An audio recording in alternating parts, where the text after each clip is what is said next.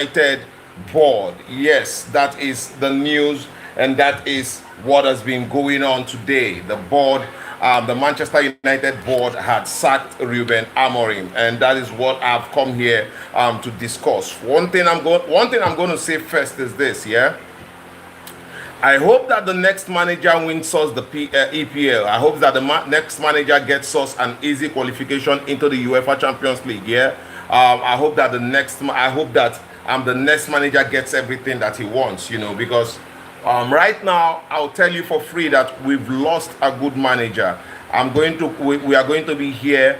I hope that you fans will not criticize no manager anymore. I hope that the pragmatism of the next manager is going to get us the top four football. Yeah, it's going to get us European football. I hope so. I believe so. Yeah, and the board should be very happy right now that Ruben Amorim has been sacked. Yeah, I knew that Jim Ratcliffe was going to go with Omar Berrada and Jason Wilcox if it comes to power tussle between Ruben Amorim and the Ineos. And one thing I was sure of was that Ruben Amorim was not making any mistake when he made the statements he made. You know, he already knew what was going to happen, and he was ready for it, because this is a manager that knows what to say to the media. And when he actually said those things he said, I knew that he knew what he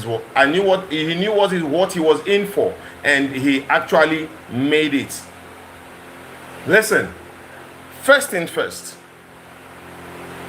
Jim Ratcliffe in news is a shame to Manchester United. Yes, the hierarchy is a shame to the Manchester United fans, because this is brutal shame. Shame on the manager. Shame on the hierarchy. Shame on the board. Shame on Jim Ratcliffe. Shame on all of you. Shame on Omar Berrada. Shame on Jason Wilcox. Shame on Christopher Vivel. Because one thing I know is that you lots don't know how to run a club. You lots don't know how to run a football club. This is big shame. You know, you sack a manager in November. You bring in Ruben Amorim in November. He takes that same squad to play a Champions League final, a Europa League final, and the next season he's sixth, and he's asking for authority, power. Get me players. Let me be involved. Let me be involved. I want to be involved. I want to be able. This is a team. I am building a team. You cannot be getting players. I want to be involved. And then you deceive, because practically what I see here is deception. You know, you deceived the manager into believing that yes, the board is working with me. He said it clearly many times that the board is with him. The board is working with him. He is working with the board, and that the Manchester United team will be complete. We are going to buy in players. We are going to do lots of changes. There will be changes at the club. We will not make the mistakes we made in the past and all of that. And a lot of Manchester United fans trusted this manager. But then what happens? What then happens? Then all of a sudden it is January. You are looking at a manager that has no bench. A manager that has Tyler Fletcher, Fletcher, Mantanto, a manager that has Shilacey, and all of a sudden you want him to perform. The result against Leeds was frustrating. We were supposed to be in the transfer market. If Manchester United was a serious club, we were supposed to be in the transfer market to get players. And you come in the January transfer window, you are telling the manager to adapt. You cannot take criticisms. You cannot stand firm to your belief. And you're telling the manager to adapt. You're telling the manager to change. Why the deception? Why did you get him? What was the reason?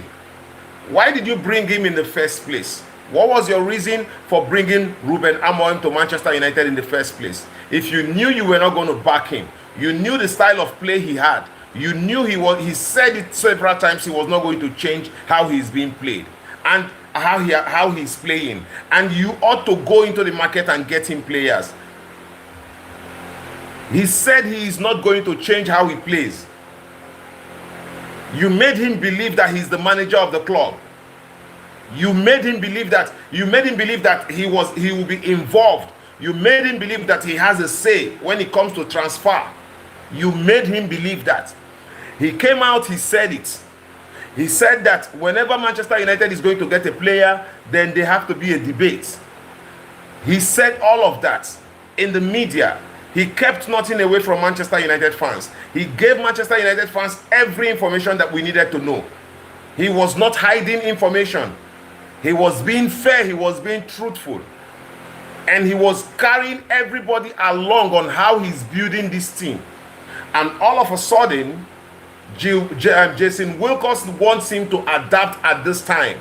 In the middle of the season, we are sixth in the table. He's managing a team.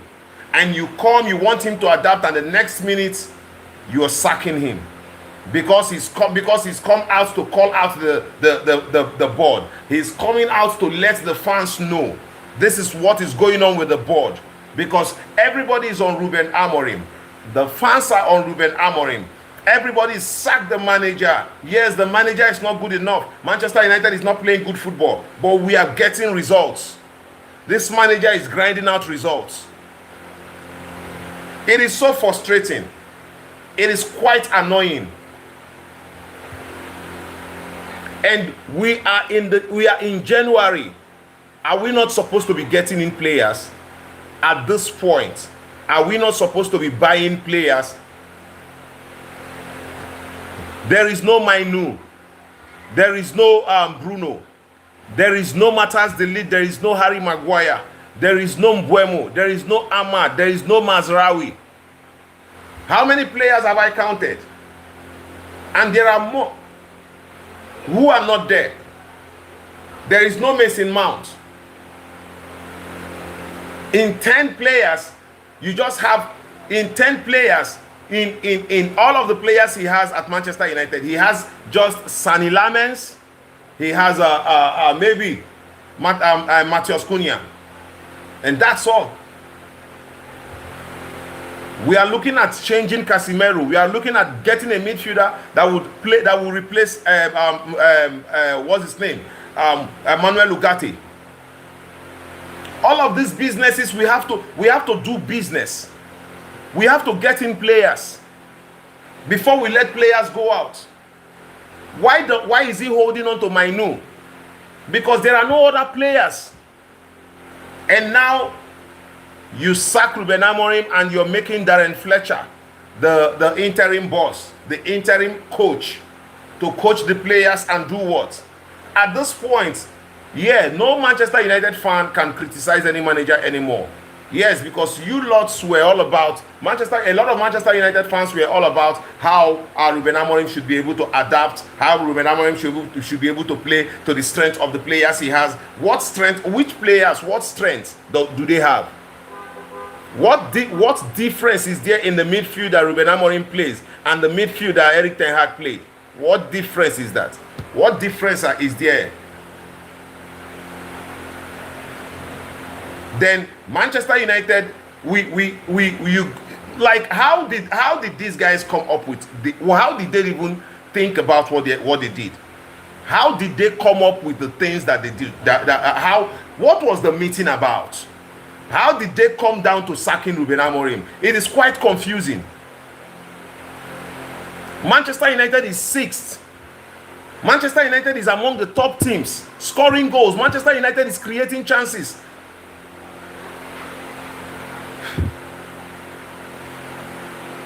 And then the next thing, you sack the manager. Now that you sack the manager, what are you going to do? Get Darren Fletcher to be the interim manager, and the next minute, what are you going to do?